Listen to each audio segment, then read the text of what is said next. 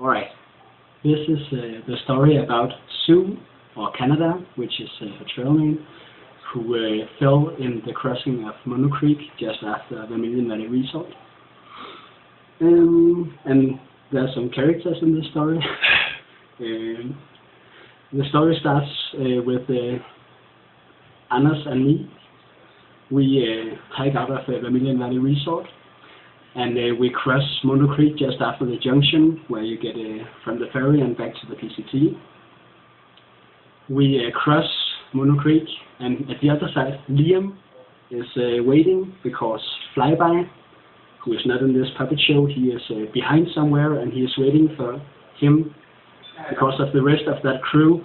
They are heading on, but Liam wants to wait for Flyby because normally he's a strong hiker and so on. So he waits and sees where is Flyby.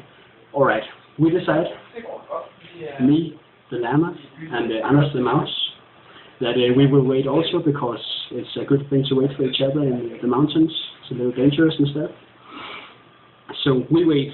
Then comes who was it?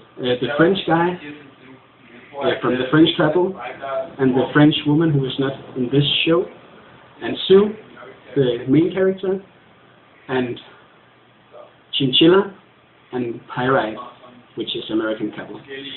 They come to the river and they want to cross. And first, Chinchilla and Pyrite, they cross, no problems. Me, at the other side, I am with my back to the river. I am trying to get a bandana in my backpack, and then I hear Pyrite shout like, I hear Sue scream, and I hear Pyrite shout, "She can't swim, get her!" And I'm just like throwing everything on the ground, and like in like instinct, I'm just jumping into the river where Pyrite and Chinchilla and the French guy and Liam is already like dragging at Sue, who fell in the crossing, and she's caught in some branches with her feet downstream and some branches pressing her head underwater. She haven't untied her hip belt, so her backpack is caught on her back.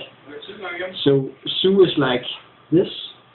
If this beer bottle is the branches, then she is pushed down like this. And somehow we get her backpack off. 5 people.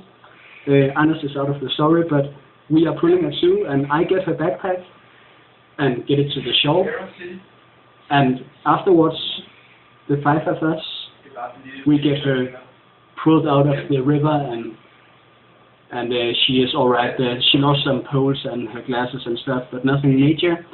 The very strong point of the story is that we were 5 people, 4 men and 1 woman, dragging at this one woman caught in the stream. It wasn't even a very bad stream, but if we haven't been 5 people, if the 2 of us hadn't waited for Flyby further behind, she might have been dead, I don't know. But because we waited for each other, and we were a group, and we were many, and we were strong, and we saved her. And it was very shocking to all of us.